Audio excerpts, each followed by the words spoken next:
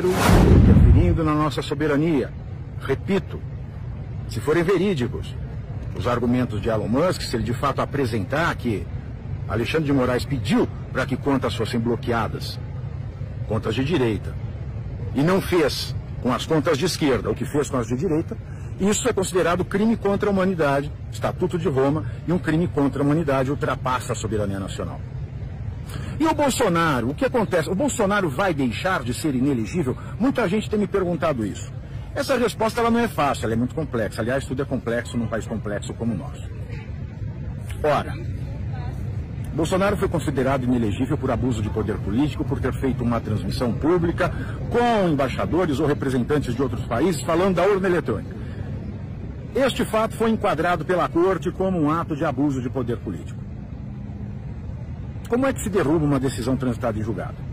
Derruba-se uma decisão transitada em julgado. Aliás, ainda não está transitada em julgado, porque o recurso ainda vai ser visto pelo Supremo Tribunal Federal e parece óbvio o que o Supremo Tribunal Federal vai decidir.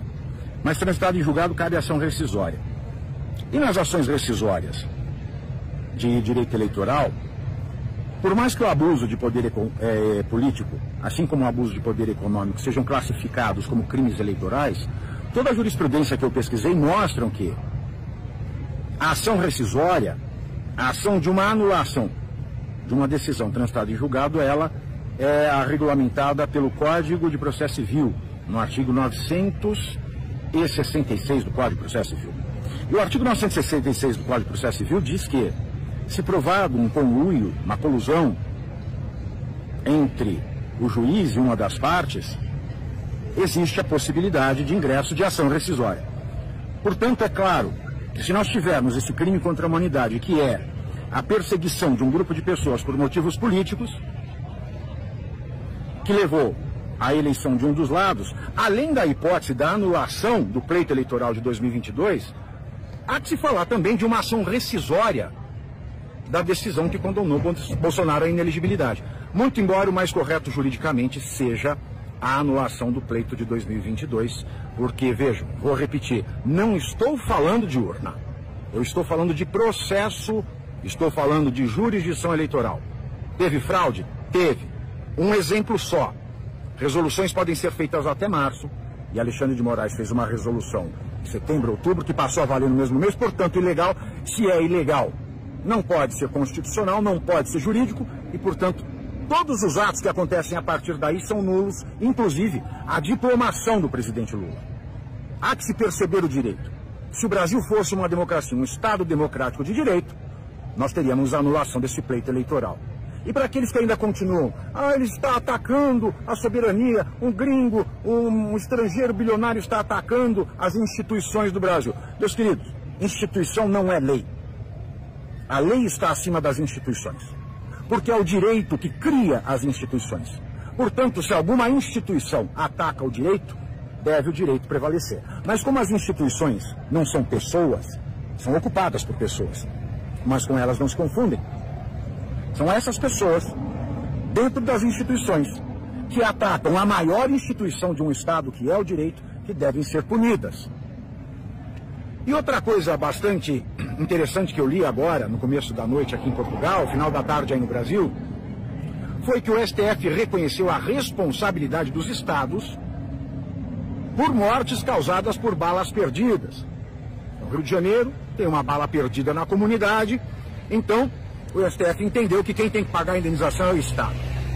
Ora, pois bem, se o STF entendeu que o Estado tem que pagar a indenização daquele que morreu por uma bala perdida, por quê? Porque o Estado é responsável pela segurança pública. Eu pergunto, quem é responsável pela morte de Clezão?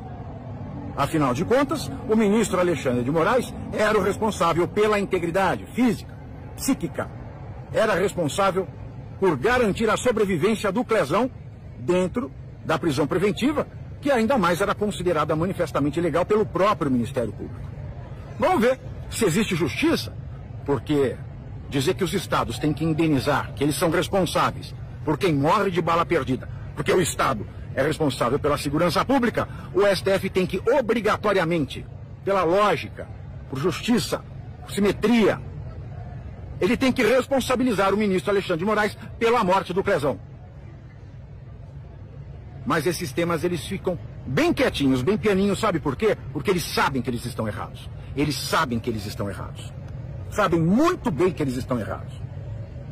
E no mais, se alguém morreu pela bala perdida de uma facção criminosa cujo líder foi solto pelo STJ ou pelo STF, vai ser o judiciário responsável pela indenização? Mas parece que nós temos ministros, parece que nós temos os ministros supremos e superiores absolutamente irresponsáveis.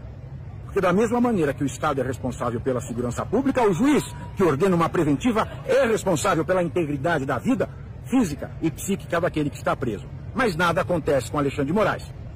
E quanto ao afago que o Alexandre de Moraes recebeu do ministro Gilmar Mendes? Eu costumo ver essa questão com um pouco mais de técnica. Acredito eu que o ministro Gilmar ele tenha se manifestado, sabe por quê? Para quê? Se Elon Musk vier a ser julgado, ou qualquer coisa do tipo vier a ser julgado, tendo o ministro Gilmar já se manifestado contra o Elon Musk, ele vai se declarar impedido e vai lavar as mãos como Pôncio Pilatos. Eu acho que isso foi uma técnica muito esperta. Agora, se ele vier a julgar, nós vamos dizer mais um caso de julgamento por juiz que não podia julgar. Meus senhores, o Brasil não está fácil.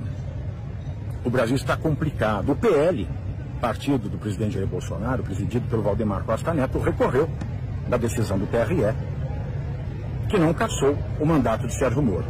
Muita gente está criticando o Valdemar Costa Neto e o PL. Eu não critico. Eu acho que o PL fez a coisa certa. Diferentemente do Deltan Dallagnol, que não tinha motivo nenhum para ser cassado, o Sérgio Moro tinha. O abuso de poder econômico ali é patente. É uma quebra da legislação. Não importa se ele foi o mais votado do Estado. Ele, como juiz, não podia ter violado a legislação no que toca ao limite de gastos e violou. E vale lembrar também que o segundo colocado no pleito para o Senado, lá no estado do Paraná, foi do PL.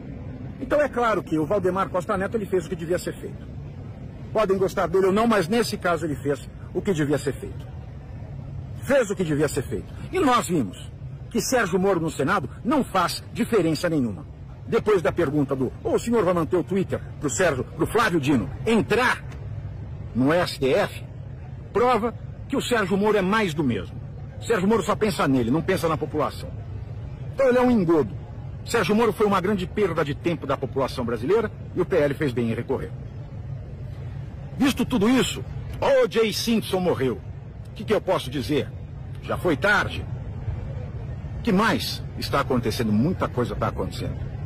Mas o que prende a atenção do brasileiro ainda é esta batalha de juízo final. Aliás, eu acho engraçado, muito engraçado, quando algum ministro vem dizer: ministro Alexandre, a nação é grata por você. Eu só não ouvi a nação brasileira dizer isso. Eu só não consigo imaginar o ministro Alexandre de Moraes saindo às ruas e sendo abraçado pela nação. Isso é fake news e deveria entrar para o inquérito do Alexandre de Moraes. Esse é meu resumo de hoje. Me despeço aqui de Lisboa e semana que vem estamos de volta aí no Brasil.